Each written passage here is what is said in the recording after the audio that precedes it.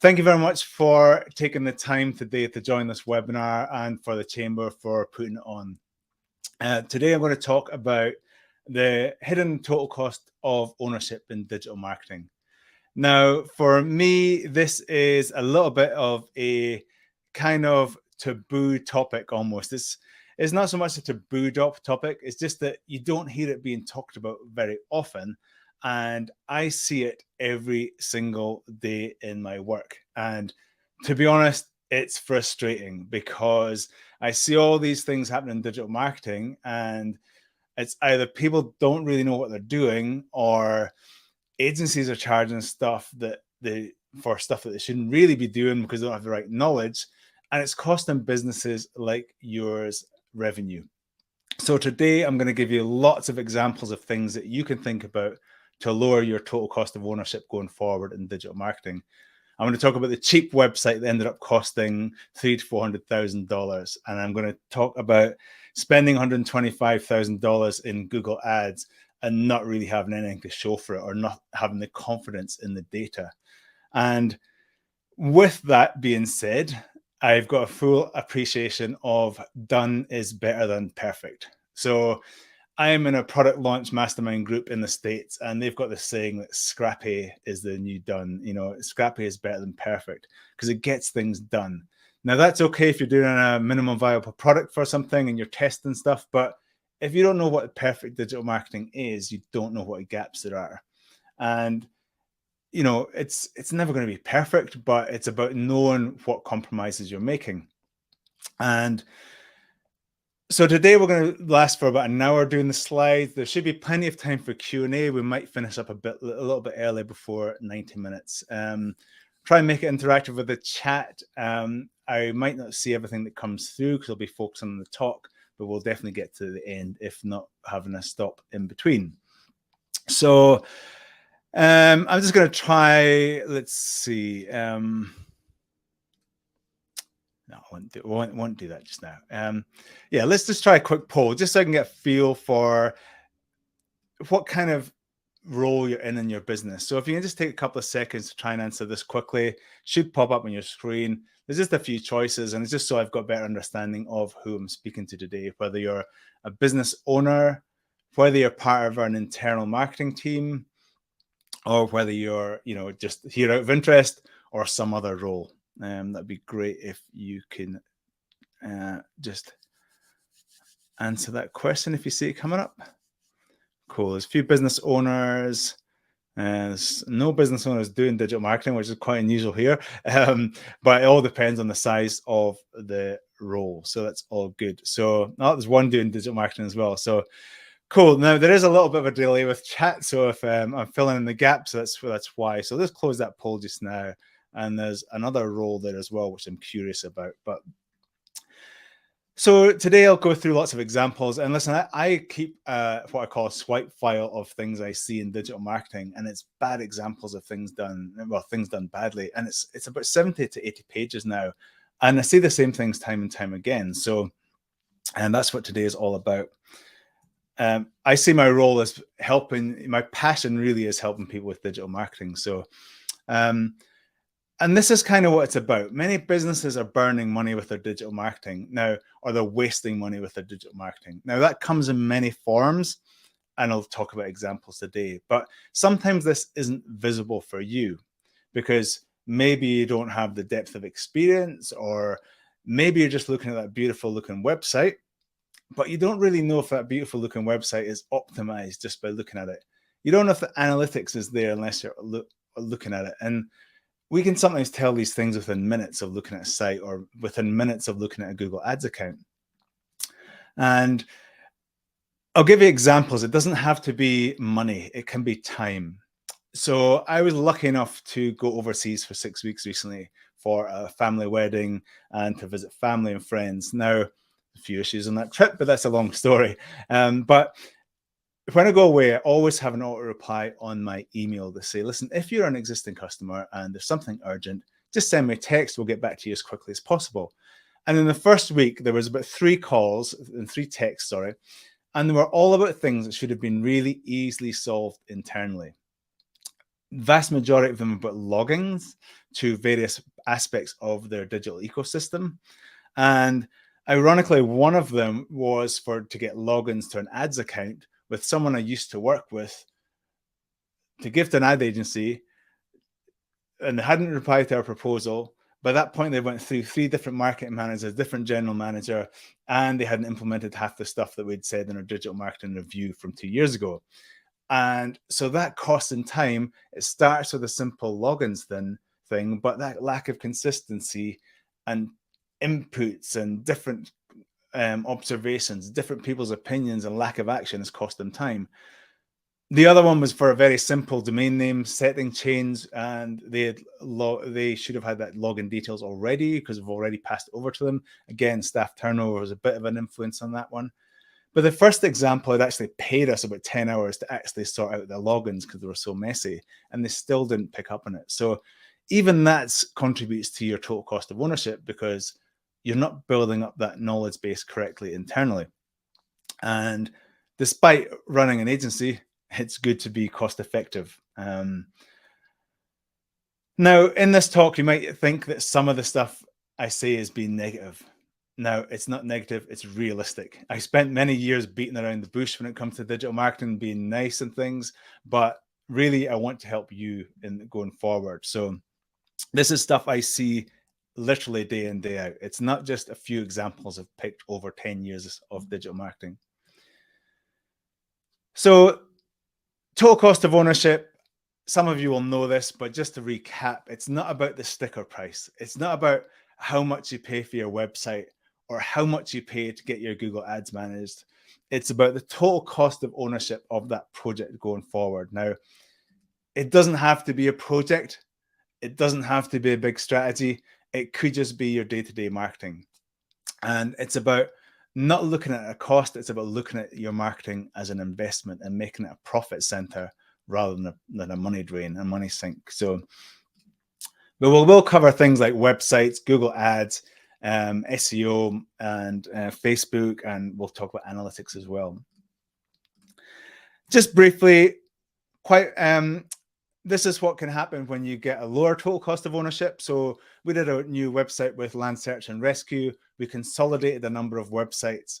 And the biggest thing they wanted to do was lower the total cost of ownership going forward, lower the maintenance cost. And this is an unprompted review that they put in our website. Now, they were already changing the website before we even went live, which caused us a few problems, but it was great because that's the whole point. They wanted a new website. They didn't want to be going to the agency to update a little bit of content, update an image, that kind of stuff. They got increased donations because the website was faster, it was easier to use. So it wasn't just about the sticker price, it was ongoing cost. And very rarely do I hear from them for website maintenance issues, which is great, because they can do stuff themselves. They're empowered. Even the developer that was involved said, "Oh, I wish every project manager was like this," So, and the cynical part of me or the realistic part of me thinks that this boost button on Facebook had the potential to kill the digital marketing as an industry, because this is about getting the most out of what you've got already. It's not about the fancy new website, but it's really about making sure that you've got the right people and the right team together with the right knowledge to do the stuff correctly. Just because people boost a post on Facebook doesn't mean they're a digital marketer. A digital marketer covers so many skill sets now. It's SEO, it's website speed, it's analytics, it could be paid media, it could be Google ads, Facebook ads, it could be tracking, it could be UX and UI. It's a vast industry. So don't expect your web developer, or even worse, your creative agency, to be an expert digital marketer. Now, there are great exceptions to that, but generally, you don't ask one person to do everything. It's a bit like the house building. There's not just one person that builds a house. And it doesn't have to be big agencies versus small agencies, or in-house versus outsourced. Only a few days ago, I had a client we've worked with for 4 years, and they had someone else look at some stuff, and they said we had to move to Google Analytics 4 straight away because there's this deadline. And they couldn't do it because the systems they use doesn't support it. So the advice is just wrong. It's not fit for purpose. Now I'll recap a little bit about me. I always tend to put this too late in the slides, but listen, if you don't know of me and you haven't seen me speak before, we haven't worked together, there's definitely some new faces, new names in here, but my background is technical. I've worked in IT for many years. I studied computer science. I worked at Deutsche Bank, Tesco Bank. I worked for Sky Media. Very different thinking coming into digital marketing from that side, because we have to think about performance. We had to think about results. It was really important, and that thing gets overlooked so many times. I've managed millions of dollars in ad spend, and listen, our passion is helping businesses with digital marketing. We've in the region, we've helped over 400 businesses. We're also digital marketer certified partners in the States. We're in Google Ads masterminds, and learning is our passion as well. We spend a lot of time doing it. So we're not just another digital marketer. We spend years doing this stuff. And this is some pictures of me overseas and in Wanaka biking with my Google Ads mentor. We've got Molly Pittman, a really good Facebook marketer. Ryan Dice owns Digital Marketer. So I like to hang out with the right people so we get the right knowledge. So I'm probably talking a million miles an hour here with my Scottish accent. So what I want you to think about going forward for digital marketing is not just about a website or about Google Ads or about SEO in a silo. Think about this digital marketing wheel of success, as I call it. Now, not everything's on here. We're missing email marketing here, but website tends to get the most focus because it is one of the most important elements. But more often than not, your website isn't your first point of contact for your business online. Now, that seems a little bit weird, but it could be search results, which indirectly come from your website, or Google might even change them, change the wording that you have. It could be a review. It could be a third-party link. It could be a video on YouTube, or it could be a social media ad. Now, or it could be organic. It could be paid media. Now, the reason I put that in there is because I want you to think of that ecosystem, and if you're doing anything in digital, is it affecting anything else? Are you getting the best bang for your buck? Because if you spend all your money on your website and it's slow and you're running paid media, you're going to spend more money because Google will charge you more because it's not so great a user experience. If you're spending 80% of your time worrying about organic Facebook and posting regularly, and your website sucks and it's slow, then is it the right priority for you? Because more often than not, most revenue comes from organic or paid media, not social media. So again, it's not to bash social media. It's got its point, it's got its place, but it's more about engagement and brand awareness generally. Now, this is a slide I often use, so forgive me if you've seen it before. I'm going to show it both at the same time. Now, as a business owner, sometimes as an internal marketer or a third party, you will see your website as this beautifully designed, architectural designed and built house. Very often, within minutes or seconds, we'll look at a website and this is what we see on the right-hand side, which is this broken, bust down shack. And the reason for that is we're looking behind the scenes. We're looking at the devil. The devil's always in the detail, as I say, and we're looking at that details. So if you imagine you're looking at two websites and they're identical, you don't really know which one's best for search engines or which one's optimized unless you really know what you're looking for. And there's plenty of times we have been involved in web projects where we've been brought in as part of the migration at the last minute of the build, just to cast your eyes over it. And very often we have said, don't put this live because it's got the potential to kill your SEO and kill your business online because it's not designed properly. It's not optimized. It's not technically structured well. And I'll get more into that later on. And this is largely because, quite often you may ask one person to do everything. And you've got a lot of assumptions in there because you don't know the questions you don't know that you should be asking in the first place. And again, that's one of the biggest parts of my role, I find, is helping get those answers to the things you don't know you need to ask. But Again, if this was a house, you'd get GJ Gardner or, Landmark Homes taking the credit for the house, but it's quite often the plumber that's picked the right fittings for you. It's the tiler that's put the amazing tiles that give a really good impression of the house. So again, this talk is about getting the right people to do the right job. Let's take a quick scoosh of water here, excuse me. So websites I will talk quite a lot about because they do tend to get the biggest focus. And, quite rightly, because that's the thing that's going to bring you a lot of revenue. But more often than not, what we might get is a call to say, listen, I've got this new website. Can you SEO it?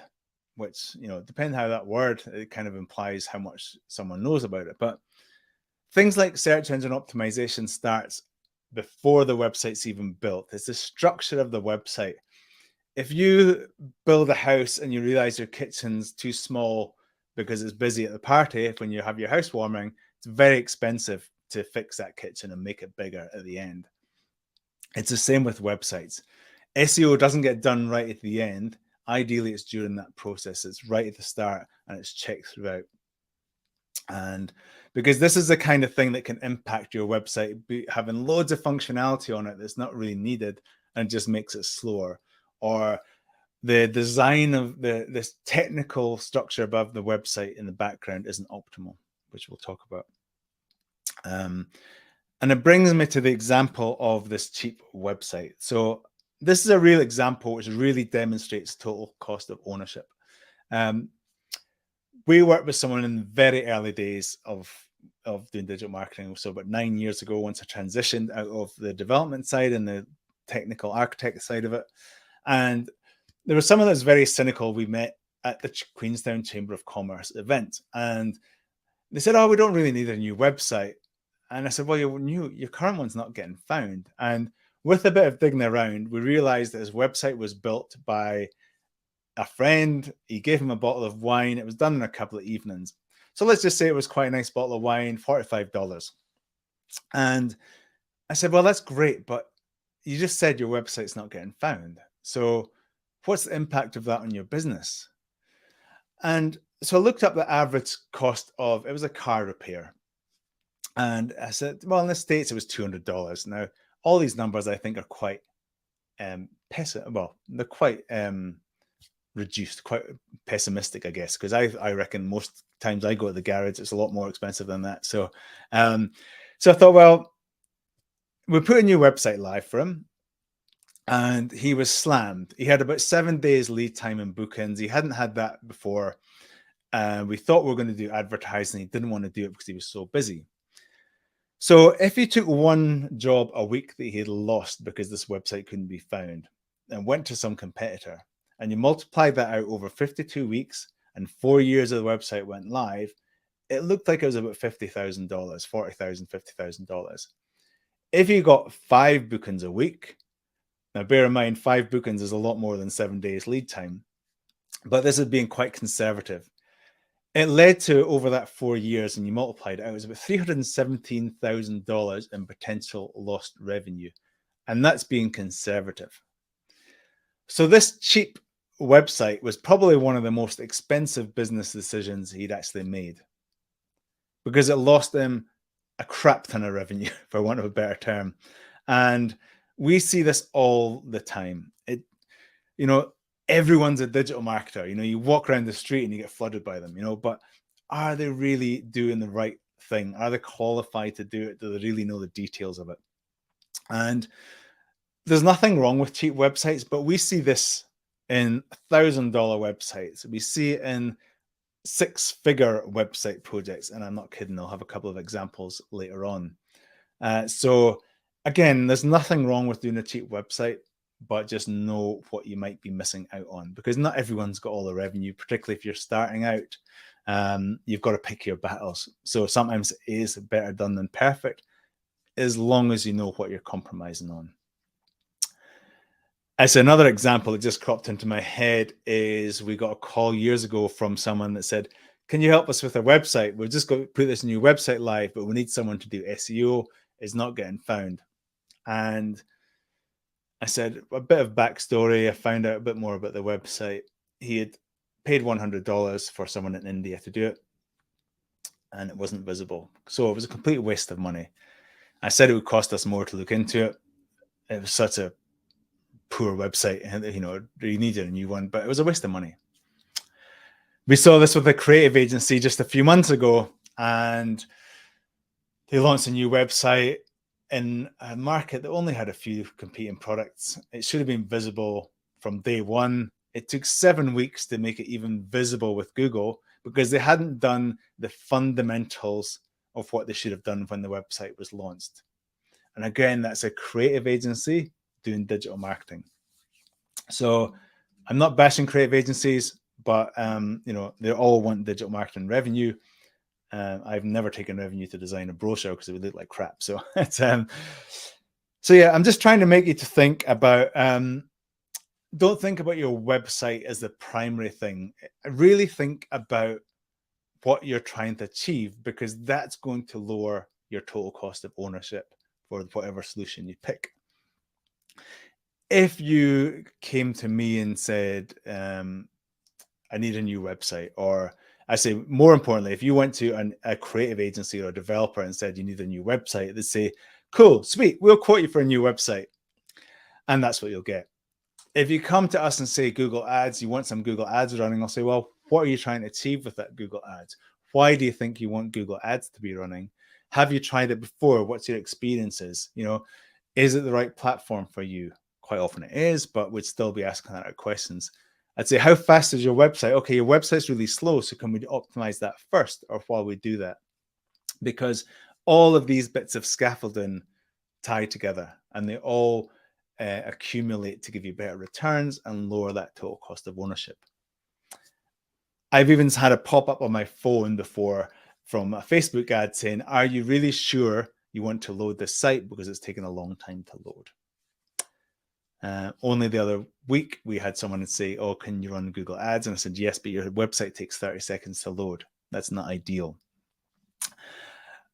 So if you approach someone with a solution, they're going to give you the solution. Probably it might not be the best thing for you. Again, it's about, are you getting the most out of what you currently have? You don't always need new shiny things. We did some work on a restaurant website that was getting talked about a lot, and it wasn't really that visible on Google. It was only a one-page website, which is never recommended, but we optimized title tags, a little bit of content, and we made significant speed differences in the site, and it went from page 4 to page 1. Imagine what that costs in the lifetime of that project if that wasn't tackled. It had already been live for a couple of years. So sure, it's getting talked about in person, but if you're sitting in Sydney and you're looking for that particular type of restaurant, you wouldn't have found it. And it stayed an organic #1 since then. And if you went and said, oh, listen, I need a new website because it's not getting found, lo and behold, you get a new website, you could be charged 20 grand for it. Whereas actually you could have just spent a few hours optimizing what you've got and used that funds for training, or used it for Google Ads, or used it for something else. You can still have your new website, but is it the right thing? Is it the best bang for your buck? Was that website initially costing little, but it's cost you a lot and increased your total cost of ownership? So something to think about.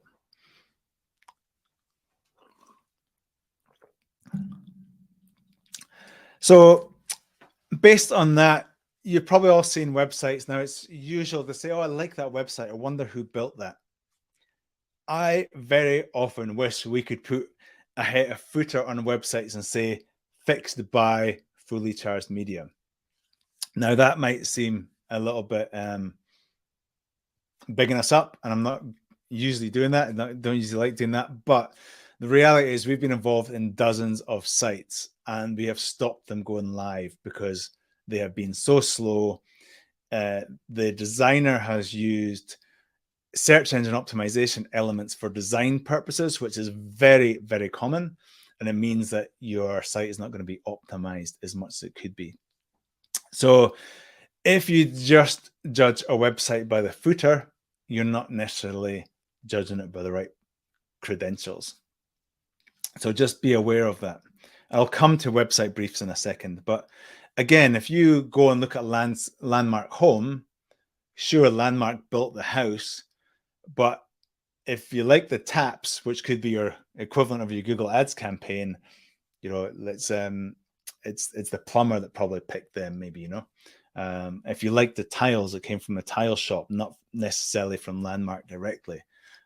So it's just something to think about, because if you see someone punching above their weight with an advert and you look at the website and it's built by whoever, it doesn't mean to say they're running ads. It doesn't mean to say they've set up the analytics properly. It doesn't mean to say the website's optimized. It doesn't even mean it was built well. It might look amazing, but as we know, looks can be deceiving.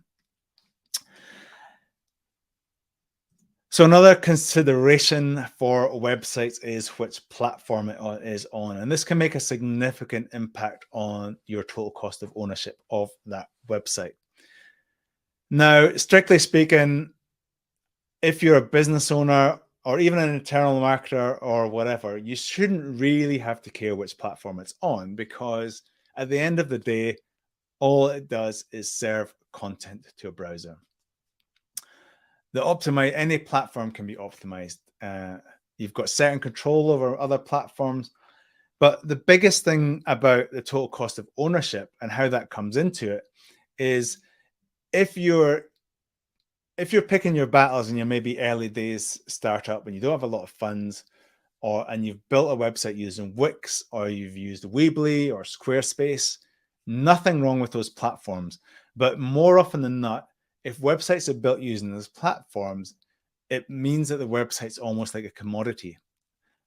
And a lot of people that build on those platforms maybe don't put the time into learning how to optimize them and learning how to SEO the site. About 9 months ago, we had an inquiry from the States. It was an RV rental place, and they had a Wix website. I've got a article on my website that talks about this, and it gets tons of traffic. But they approached us and said, "Oh, can you help us with our Wix website? We've done it ourselves." And instantly I noticed they had a 15 megabyte image on their homepage.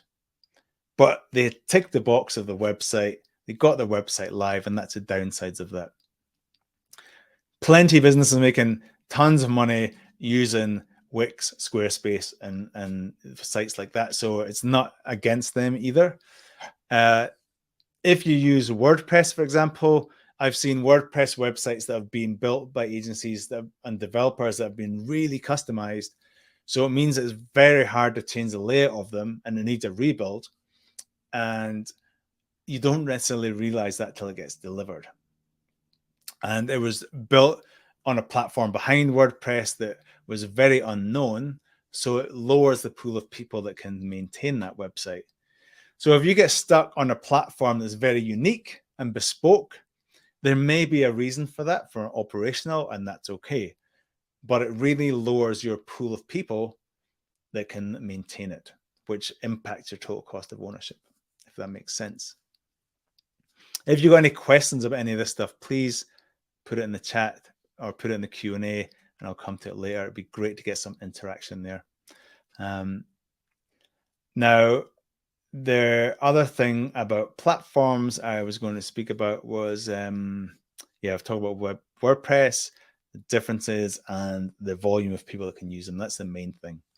If you have a really customized content management system and you fall out with your developer or agency, you might find it really hard to move away. Now, that's the extreme, but you can get the same on WordPress. Even if you're optimizing the site speed, you've got very little control over certain elements of that using Wix or Squarespace because they're hosted by them. Whereas in WordPress, you can change the hosting.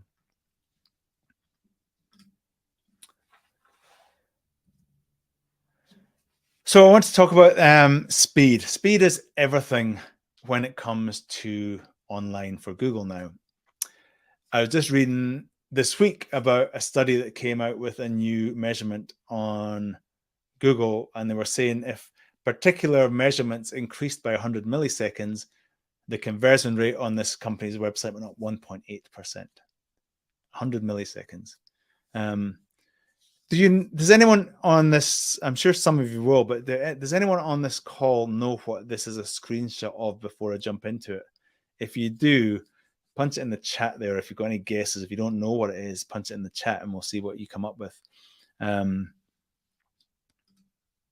Meanwhile, I'll just keep talking about it. But this is a screenshot of Google PageSpeed Insights.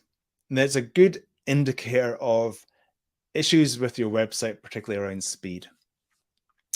Now, bear in mind, speed improvements was one of the significant things that brought a restaurant from page 4 to organic number 1. It didn't bring it from page 4 to top of page 3, page 4 right to organic number 1. Now, on these screenshots, the 50 is 50 out of 100. I won't go into all the nitty gritty of the different measurements, but this is scored 50 out of 100 as a ballpark. This was an old website. And yes, the one with 8 out of 100 was a brand new website that was just about to be launched and actually got launched like this. It had thousands of technical errors in the background as well. And I was like, this is crazy.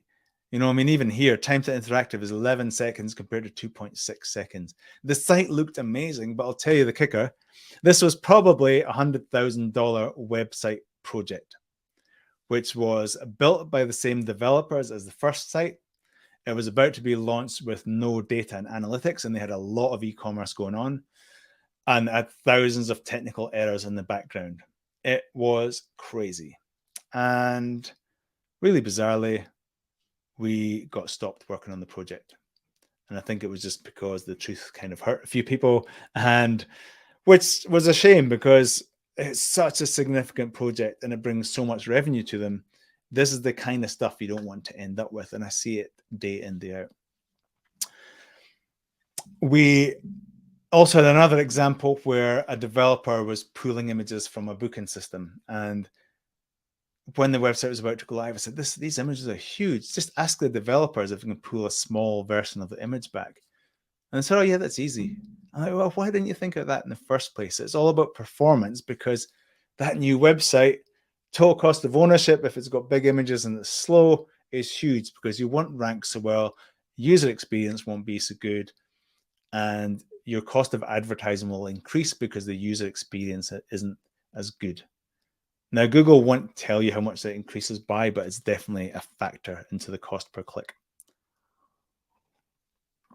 And even more so, it's definitely a factor when it comes to conversion. Now, you and I might look at a site and think it's quite fast, but really these numbers are very important.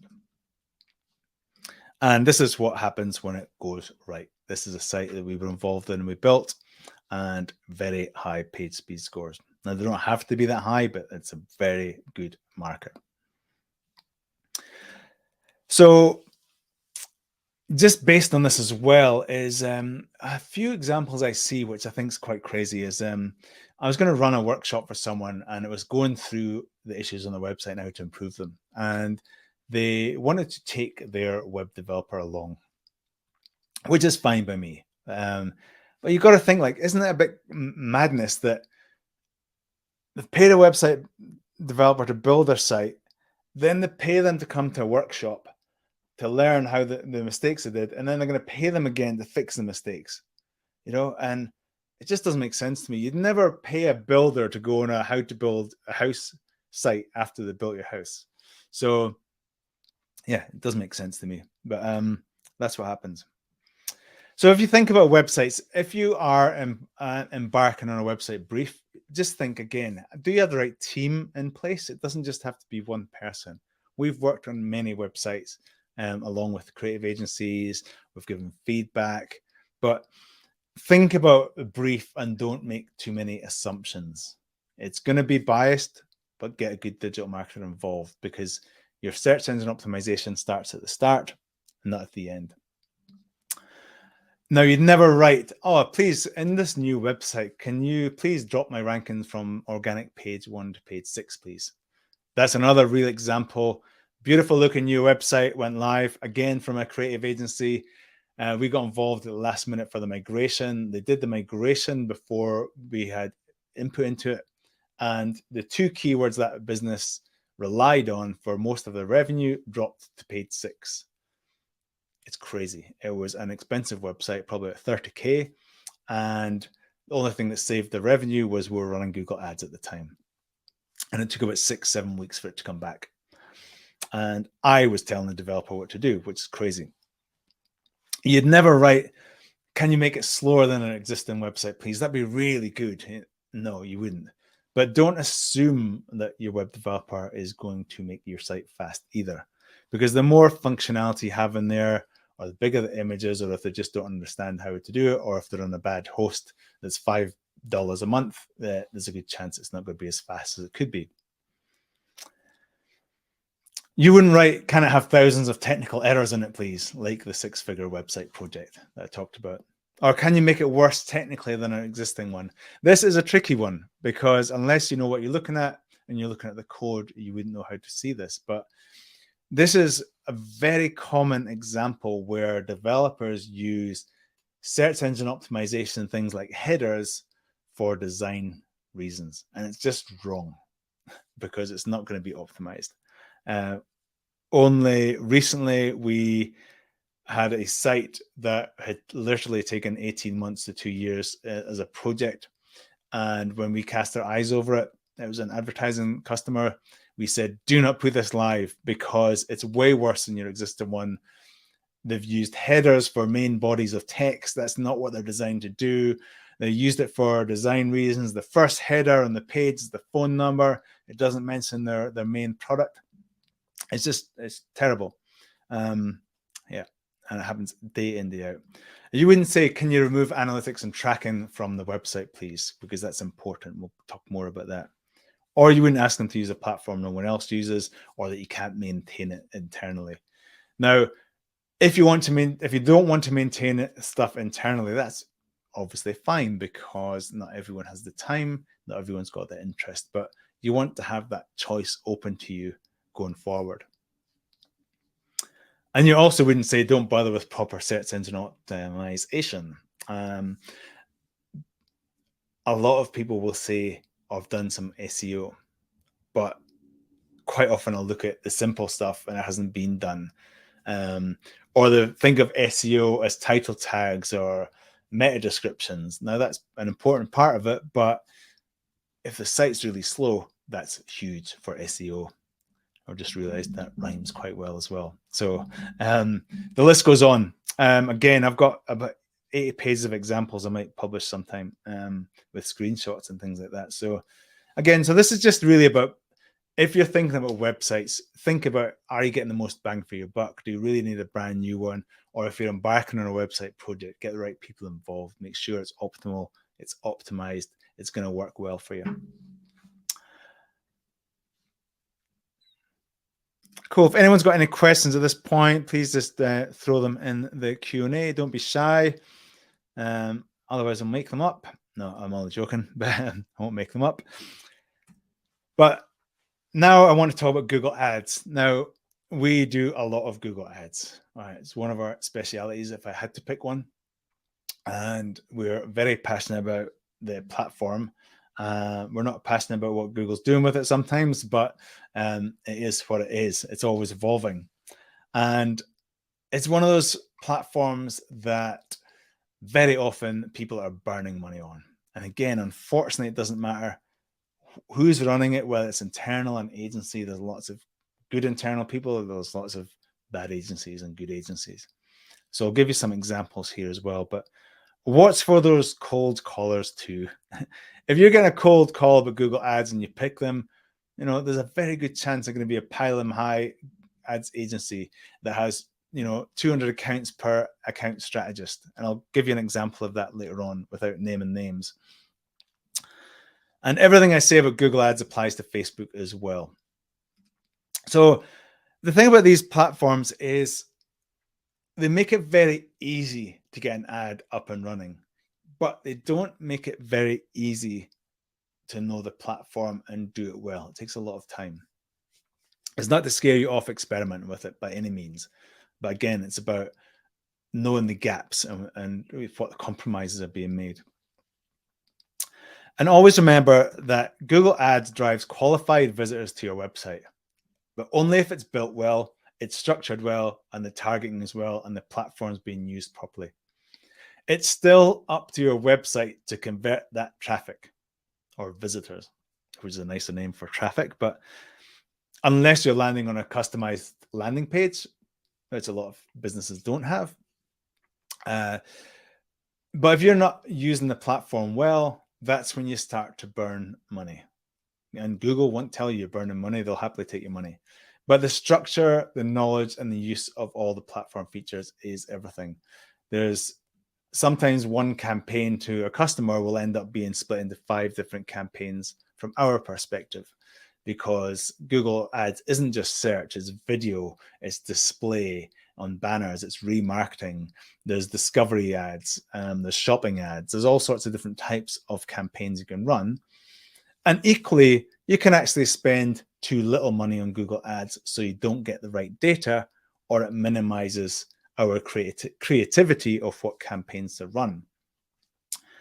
But again, if you think about that holistic picture, if you're serving Google Ads to a really slow website, all that scaffolding pieces help, because it's not going to work so well. So there's a couple of people dropping off. That's okay. There will be recordings sent from this webinar. So to give you a real life example of this and how it impacts your total cost of ownership of Google Ads. This is an account that we looked at about a week and a half ago on the left-hand side. $162,000 was spent in ad spend. So this is $162,000 coming off your credit card, going directly to Google. And the conversion value was 0 over 2 years. Now, that campaign may have brought in some leads, it may have brought in some bookings, but if it did, it's kind of like finger in the air kind of guesstimates. It's not being tracked. And unfortunately, this was run by a Google Premier Partner. So that doesn't always mean good. In fact, Google Partner doesn't always mean good, even though we are one ourselves. And ironically, with this particular campaign, we had a description of their experience of Google Ads when we were talking about them, about whether we wanted to work together or not. And they described the experience. And in my head, I wish I'd said it out loud to them, but I said, I think I know which agency that was. And lo and behold, we got access to the account, and it was that agency, which is a real shame. Now, I'll never name and shame them, but it's one with a really aggressive sales team, thousands of accounts, and Google loves them because they spend a crap ton of money with them. Now, so they went from that. So when we were looking at this account and the different campaigns that I'd run, we looked at that. And then we looked at the next agency they had involved, which was outsourced from a creative agency. So I think almost white labeled. And they went to the other extreme. They actually over-reported the success because they were feeding all the conversions. Like a conversion, if you don't follow that terminology, I know some of you will, but it's something of value that happens in your website. And typically, I would think of a conversion as a sale, a lead, which could be an email click, phone call click, or a contact form submission, and then feed that into the ad platform.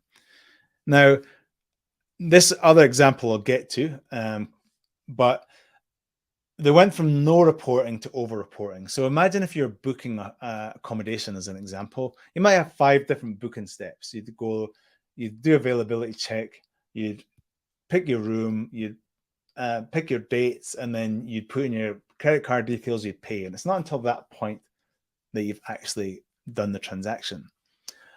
Now, they were recording every step on those 5 steps as a conversion, which means their conversions were overinflated. Now, I knew this because I looked at the results, and the cost per acquisition was about $2.50 to $4. And instantly I knew, and this is literally within 5 minutes of looking at the account, I thought that's wrong. That's misleading. That's a red flag. I've got to investigate that. And that's what was happening. They were over-reporting it, which meant the agency looked good. The client, if they were looking at the data, was happy. But to be honest, it was just bullshit, for want of a better term. Excuse my language, but that's the way it was. But if you get the data right, This is one of our campaigns from July, real data, $1,095 spent, $70,596 in real revenue. That's not even including revenue from calls or emails, because it's much harder to track the revenue of that. But there's calls and emails and contact forms on top of that as well. So it's probably more guesstimate about $90,000. So that's almost like an 80 to 90x return. Not every campaign's like that. I'm going to be honest. It's been a bumper. This is a winter related campaign. It's been a great season. But when you're thinking about bringing this back to total cost of ownership, does it matter if, and I'm going to make up numbers here. Does it, if you picked on cost and you picked the cheaper one, let's just say the first one was $500 a month to manage, or $700 a month to manage, or $1,500 a month to manage. You've got no insights into whether that's working or not. And if you look at the other one, who cares if that's $2,000 a month to manage? Because the revenue and returns, it's incredible, because they know the platform, they know how to use it, they know how to optimize it.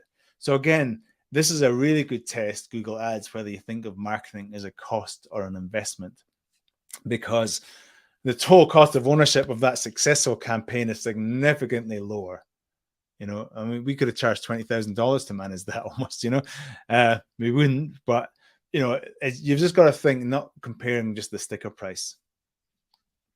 In fact, and we've seen, unfortunately, the same agency, we've actually told people to switch off their campaigns or just run them themselves, because it would do as good a job. And the other thing with conversions, if you're not feeding these algorithms the right data, they can't optimize. It's like if you run a hostel and you walk into the park and you've got a bunch of 18-year-olds. It's an example I use quite a lot. It's a bit of a generalization. They're drinking beer. They've got full backpacks in the busy times. Now, you probably guess they don't have a room. And if you've got rooms, you might go and give them a flyer. You're not going to give a flyer to the 80-year-olds that are sitting there with their $70 bottle of wine and enjoying it. And that's what you're trying to do with this data. And most businesses we deal with aren't tracking what they should be. And another example, many years ago, we started managing an account for a satellite phone company in the UK. And again, they were like, well, we're running them ourselves. We're getting okay results. They were pretty average, to be honest. They weren't that great. And we brought the cost per click, which is usually a bit of a vanity metric, but from £2 to £1. So their £1,000 budget was now working like a 2,000 budget equivalent if it was the same as before. And their sales went up dramatically. So again, if you think of cost per ownership, don't look at the management as a cost. It's, are you getting the right returns from it? Are you getting the most out of that platform? Now, another thing to consider is, again, this is coming back to the right people doing the right job, is that when you've got Google Display Ads, for example, that's the banners that you see on websites. If you go to a creative agency, they'll probably give you a really fluffy banner that looks amazing. It's on brand, but does it suit the platform? 9 times out of 10, they don't. So here's an example from The Guardian, and when I was overseas, and I saw this banner ad that says, click here to apply, Mayor of London. And I thought, what? The Mayor of London's got a banner ad for it? I was like, that's ridiculous. So as I was curious, I clicked on it, and I had a list of all the jobs in the office of the Mayor of London. So the call to action wasn't appropriate for the platform, because if there was a big animation before this, I didn't see it. I only saw the end frame of the animation. So quite often we've discussed specs with agencies around that. The middle example, as I'm pointing to my screen, realizing you can't see me pointing, is that's an example of a responsive ad built inside the Google Ads platform. It just takes a little bit of time to build it, but Google will dynamically change it out and try and find the best match. It's not as well designed, but quite often Google give them preference. So again, if you creative agency, they might give you a banner ad, it might not be the best fit. And I've got another great example about that coming up. And if you look on the right, really simple ad for a laser surgery or laser eye consultation, simple design, one photograph, call to action's amazing, great fit for the platform. So again, right people for the right job. Is it the right message? We did some ads, some Facebook ads for someone quite some time ago, a couple of years ago. And when we set up the Facebook accounts, we're actually running these ads alongside a creative agency, and they were the main customer contact. But I had to go and get access to the platform and everything. And the creative agency were designing a set of banners for them, which looked quite nice. They weren't brilliant, but they looked quite nice. And as I was sitting with them, I said, "Oh, have you got any old videos and stuff like that kicking around that we might be able to use for Facebook?" And they had this amazing video sitting on their hard drive that had posted organically before. And I was like, "Oh, can I get that, please? I'd love to try that in this campaign." The creative agency didn't really want me to use it because they charged them a fortune for these banner ads. I was like, "Listen, my job is to run a good campaign. I'm going to test these." And we tested them, and the video far outperformed the banner ads. So again, it's about getting most bang for your buck. Do you have assets you can already use? Are you getting the right people to do the right thing? They didn't actually need it's good to test, but they didn't actually need these fancy banner ads because they just done really simple ones. So I hope that makes sense. It's just about total cost of ownership and getting the right solution and thinking about not just you need a banner, what's it trying to do?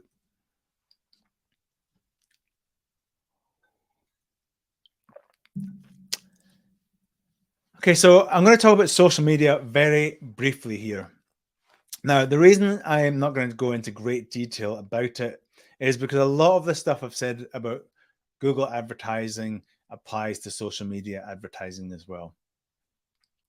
All that conversion tracking, everything, getting the right message, the right fit, the right people is all relevant. We'll see a lot of people running paid ads on social, they're not tracking anything. So if you're doing social, one thing I want to say is a lot of people will come and speak to us about Facebook, but their website sucks. They've got a really slow website. Their SEO sucks. So is it the best bang for your buck? Are you putting your focus in the right place? Because a lot of the time, most of your revenue will come from organic or paid media. Not always. Some businesses are different. Some businesses are absolutely crushing it on social media organically, and that's brilliant. But again, a lot of people we speak to, they don't have the digital foundations, as I call it, in place. So is that the best place to be spending your time? If you're going for engagement, that's all good. If you're going for revenue, it's going to be a bit trickier. Are you doing organic or are you going to do paid? If you're spending 80% of your time worrying about posting on Facebook every day and your engagement and reach is 3% of your 200 people audience, is that the best use of your time? Even if it's 3, 6, 11% of your 10,000 people audience, is that enough to justify the time? If you're doing Facebook marketing, you definitely want to have the Facebook pixel on your site. There's an equivalent in Google, but if I see and hear of someone that's doing paid media and their pixel isn't on their site, it means they're not tracking anything. And you can't tell the results of that campaign apart from a gut feel. A lot of the times in Facebook as well, the business manager is not set up correctly. So, you're not getting the right data, you're not getting the domain verified, and it is definitely becoming a lot harder to track stuff on Facebook because of Apple privacy issues. And there's some major Facebook agencies around the world just now really struggling to prove the ROI. It's not to say the campaigns aren't working, they're just not getting the same data and attribution as they used to. And I'll give you a really good example of this, getting the right people and the right things. So I'm going to talk about, sorry, it's a creative agency again. With and another example, we used to manage campaigns in conjunction with a creative agency. It wasn't white labeled. I don't like doing that, but we weren't involved in the handover meeting, and the campaigns worked really well. Both Google Ads and Facebook worked really well. Now, 7, 8, 9 months later, I got this really strongly worded email, well, letter actually. It was a very formal letter from the company and a new general manager demanding I gave them access to their Facebook ads account and their Facebook business manager. And I was shell shocked. I was like, where did this come from? This is crazy. And it turns out the agency had started managing themselves and had cut us out the loop because it was revenue potentially. Well, I guess it was a revenue driven thing. And it was very clear to me that when we went and set up all the access initially, we gave the business all the right access. We worked with an internal person to make sure they were admin of the stuff because it wasn't really set up correctly. And we gave ourselves agency access. Agencies cannot give other people access to your account if they are set up correctly. So it was very clear to me that this agency that was now running the Facebook ads didn't know the absolute basics of Facebook access permissions. So why are they running Facebook ads and taking revenue for it? It's the right people, the right job. Are the people that you're doing stuff really qualified to do it? And then I called them up to find out what was going on. And they said, listen, can you please give us access? And I said, listen, I cannot technically do what you're asking me to do. It's in-house that have the access rights to do that. And unfortunately, the staff member had left. So there was nothing I could really do about that. And I will get the staff turnover a little bit later as well. But again, it seems very negative, but these are all real life stories. So I hope this is of use to you. So it's really just about making you think about all these different scenarios. So I'm getting through these slides now with a few more things to talk about. So thanks for hanging in there. And again, feel free to put up any questions or chat that you want to put up.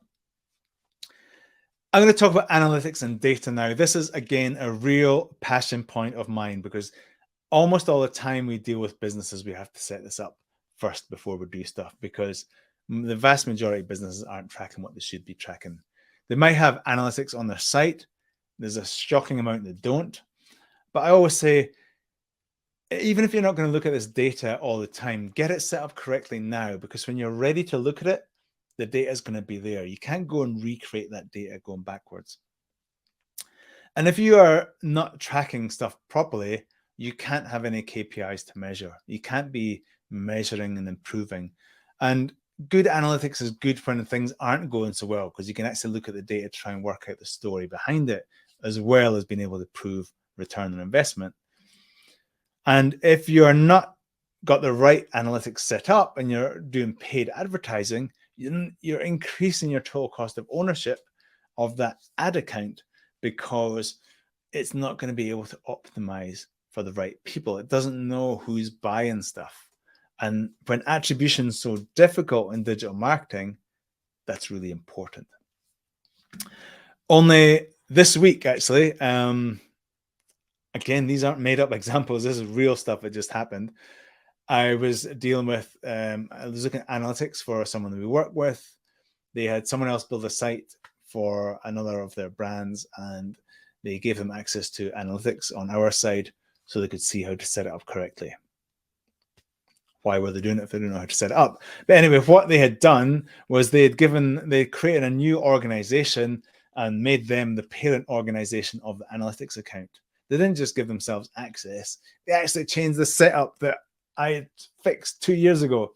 Again, you can still see the data, so it's invisible to the internal team. But I just look at it and think, this is crazy. It's crazy. We've got to go and unpick that and then spend more time communicating that. So again, a lot of developers will quite easily put analytics on there, but it needs to be configured. It needs to be configured depending on your setup and your conversions and the different platforms that you have in your ecosystem, because The worst case scenario is if it's not set up correctly, it's actually telling you incorrect data.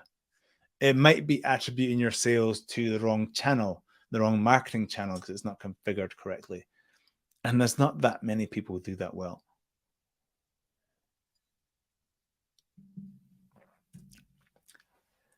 So what do you think happened here?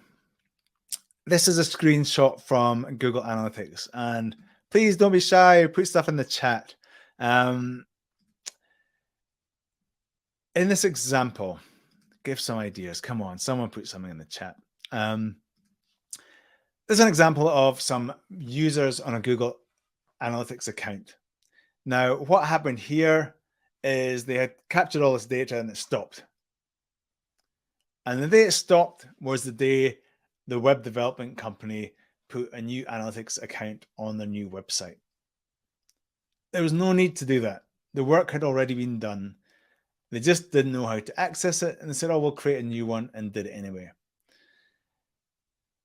Now that increases your total cost of ownership, because all of this analytics account before March 2021, it was very well set up and configured. They were tracking goals. They had the right setup. Then they created a new analytics account with a new website, deployed that, and the new analytics account had no configuration. So they weren't tracking any goals. They weren't tracking any leads. All they were tracking was visitors and inbuilt stuff in Google Analytics. So when I spotted this, lo and behold, you have to pay for the same work to be done again on a new account. It just doesn't make sense. Your total cost of ownership is increased dramatically because there's so much focus on the website, you kind of forget about the data. And again, the web company just do something and they don't really understand the analytics side of it. And the worst thing about this is they were actually running Google Ads at the time. So Google Ads were getting fed all this conversion data, and then one day it stopped and the returns went down.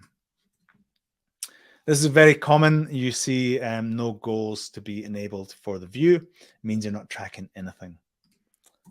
In this example here, it's an e-commerce example. Again, we were working with someone and we did a review and we looked back 3 years period and just to see what the data looked like over a period of time. And initially I thought, oh, they're not tracking anything in Google Analytics. They're not tracking conversions. We need to get that set up because they're actually running Google advertising as well. So if they're not feeding that data to Google advertising, it can't work properly. I looked back over 3 years and I said to them, what happened on the 15th of November, 2020? And they changed their booking engine to book accommodation. They changed their booking engine.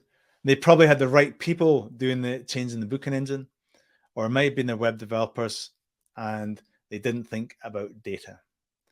So for years and years and years and years, that all this e-commerce data being sent into them was being sent into the Google Ads account, and then it stopped. They had to redo the same bit of work.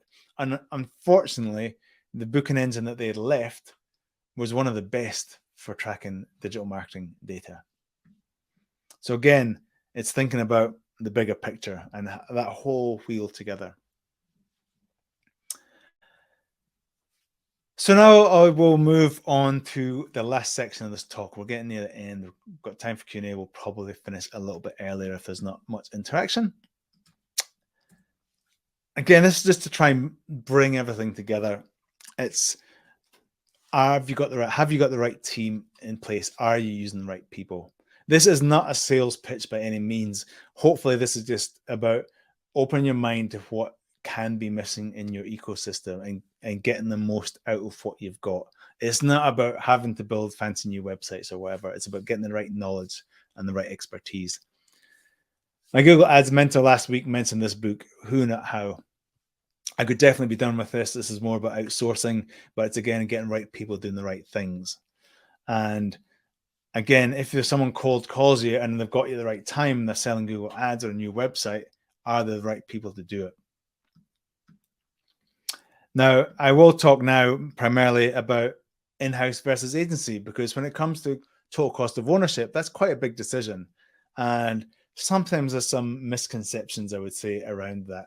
And I just want to talk quite openly and frankly about pros and cons, because like everything, there's pros and cons. So sometimes I might see someone with an internal team or an internal individual, particularly in this region. Quite often there's one person responsible for that.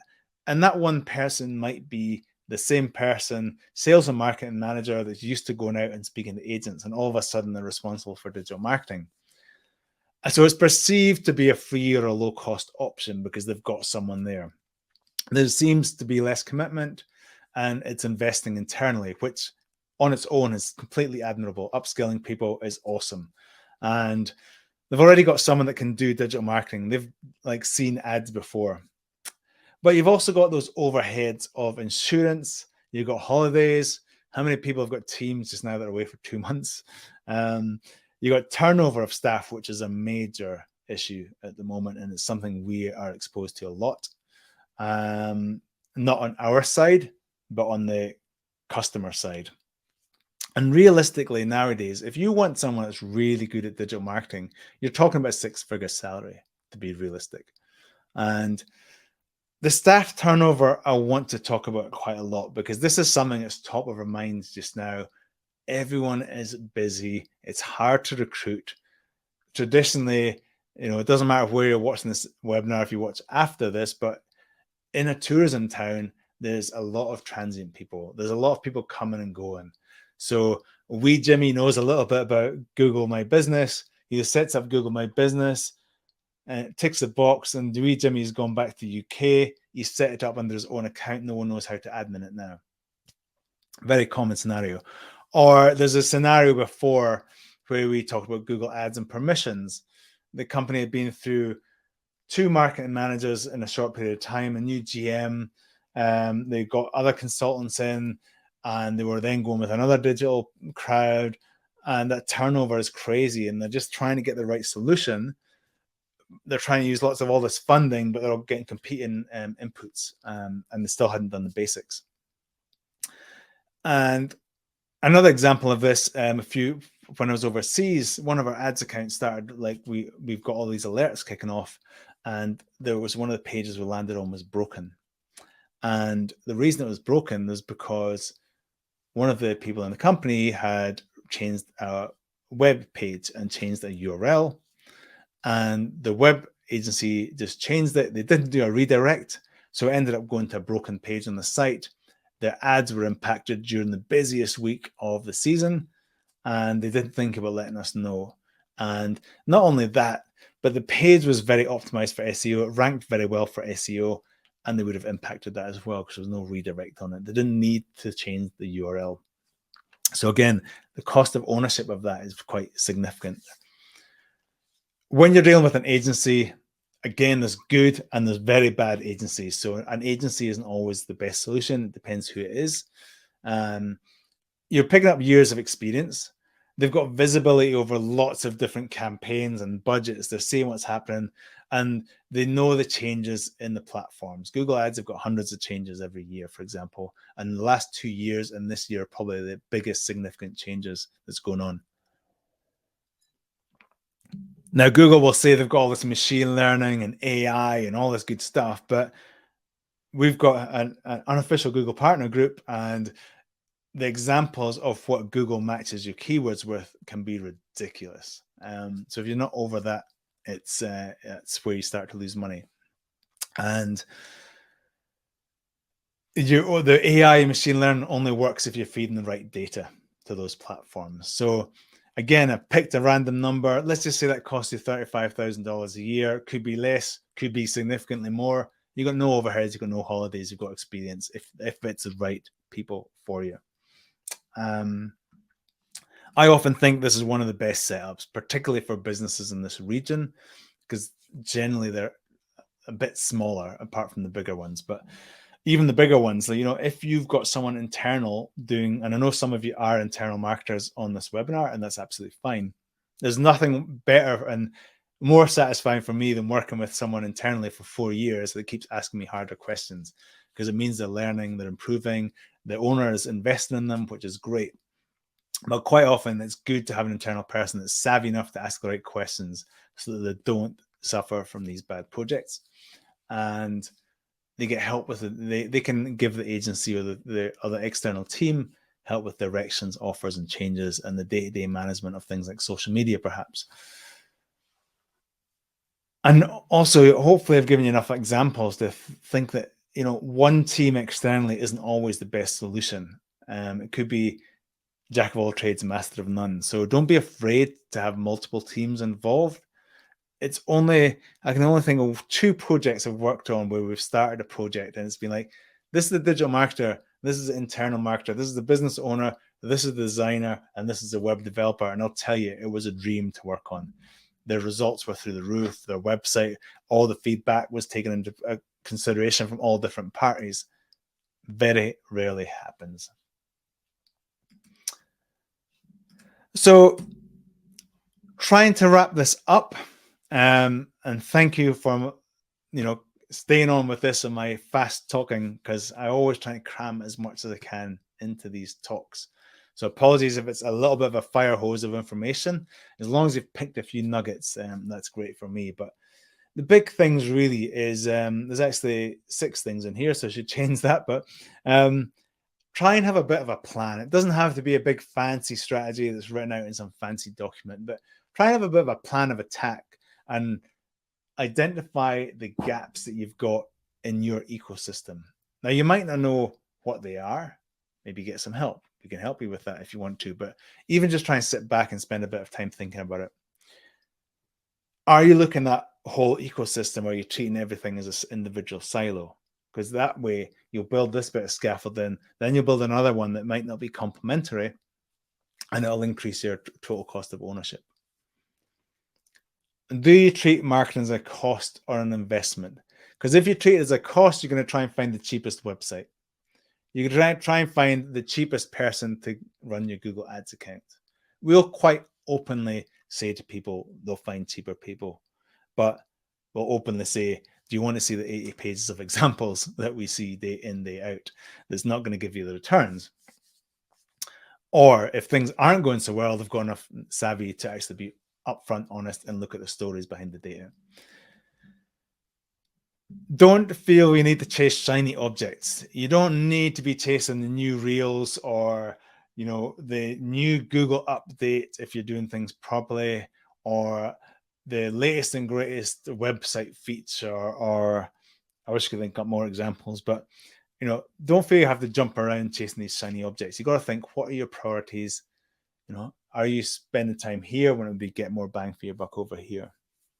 But the biggest thing for me is everything that you're doing in digital marketing, how can you actually get more out of this?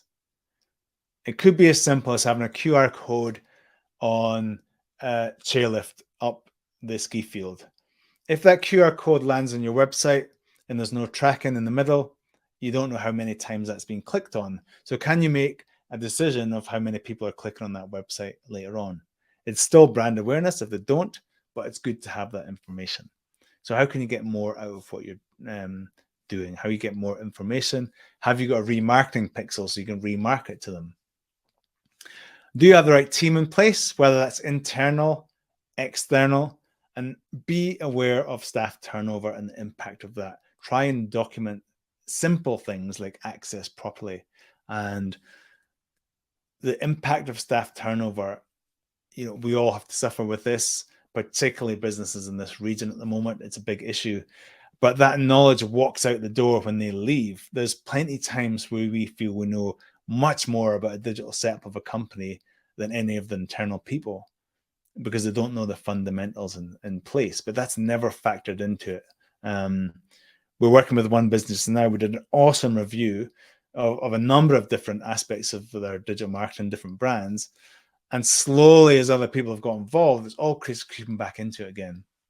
And we only got limited involvement, which, the cost of ownership of that's just going through the roof, because now they've got multiple people managing stuff. The same mistakes are creeping in. The biggest thing for me is know your results and track stuff.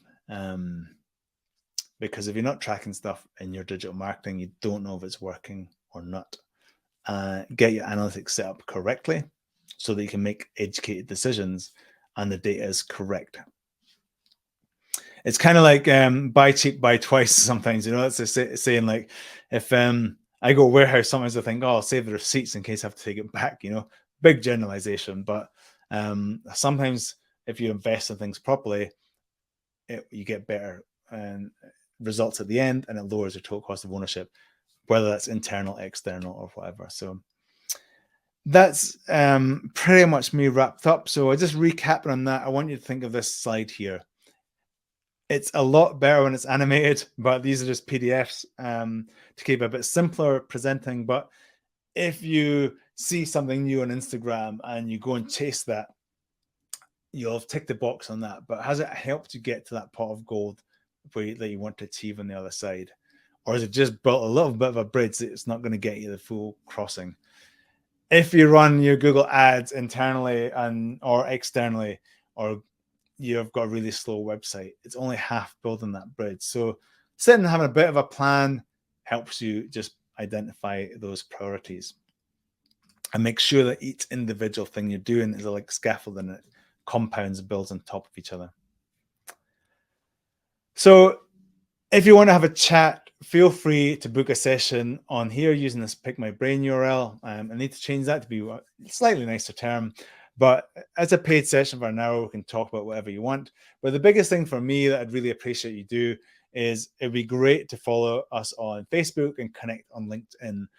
In the last time when we went traveling, I did quite a few updates from various places, and it was things that I had seen and observed on websites I've been trying to use for travel and booking, and day-to-day things I saw about usability that can be translated into websites. And the more views and the more engagement and the more reactions I get on these videos on Facebook, I'll put them onto LinkedIn, and they're just going to be little digital bites of information that will help you on your journey. And I'm a digital marketer, so I would please ask if you enjoyed this talk. I would really appreciate if you go to fullychargedmedia.com/leave a review, and that'll redirect you to a Google review. And I'd really appreciate if you just spend a few minutes giving me access to that. You will get an email asking you what you think about the webinar. It's just a 1 to 5 marker, but I'd love to get any feedback if you want to email me. I don't actually have my email on here, which is a bit crazy, but you'll get me on LinkedIn. It's darren@fullychargedmedia.com. So my name is Darren Craig. I'd love to help you with your business. Hopefully you've got a lot of information out of this that can help you going forward. I'm going to leave this open for a few minutes just to see if there's Q&A. I'll stay quiet. So if there's nothing comes in, we'll just end the webinar in a few minutes. If you don't want to ask in public, there is a private chat, and I can anonymize what you're asking there for the benefit of others. But thank you very much for taking the time out today. It's not that popular a topic, but I feel it's one of the most important topics in digital marketing.